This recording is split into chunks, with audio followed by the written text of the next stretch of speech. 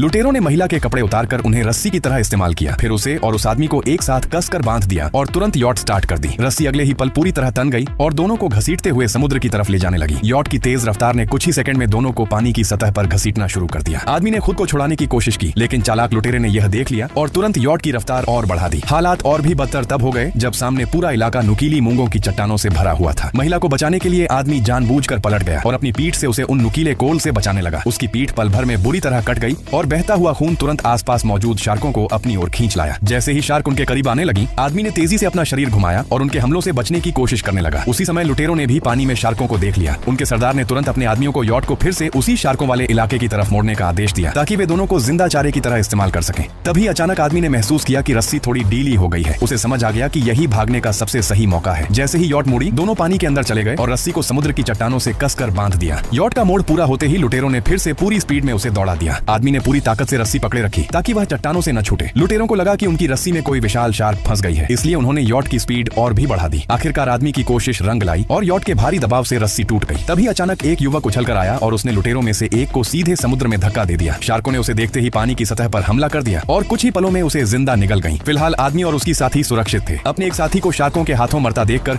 लुटेरों का सरदार गुस्से से पागल हो गया और उसने यॉट सीधे उनकी तरफ मोड़ दी। जैसे जैसे यॉट उनकी तरफ बढ़ रही थी, आदमी और महिला आखिरी सेकंड तक रस्सियां खोलने की कोशिश करते रहे। यॉट के टकराने से ठीक पहले दोनों खुद को आजाद करने में सफल हो गए और लुटेरों से छिपने के लिए तुरंत पानी के अंदर गोता लगा दिया। दोनों तैरते हुए समुद्र की गहराई तक पहुंच गए। किस्मत से उन्हें वहीं एक ऑक्सीजन सिलेंडर मिल गया, जिसे शार्क पकड़ते समय लुटेरे वहीं छोड़ गए थे। लेकिन उस सिलेंडर में सिर्फ 20 मिनट की ही ऑक्सीजन बची थी। काफी देर तक तलाश करने के बाद भी जब लुटेरों को दोनों नहीं मिले, तो उनके सरदार ने यही समझा कि शार्क उन्हें खा चुकी है और वह वहां से चला गया। आदमी ने मौका देखकर पीछा छुड़ाया, पानी की सतह पर आया और फिर दोनों सीढ़ी के सहारे वापस यॉट पर चढ़ गए।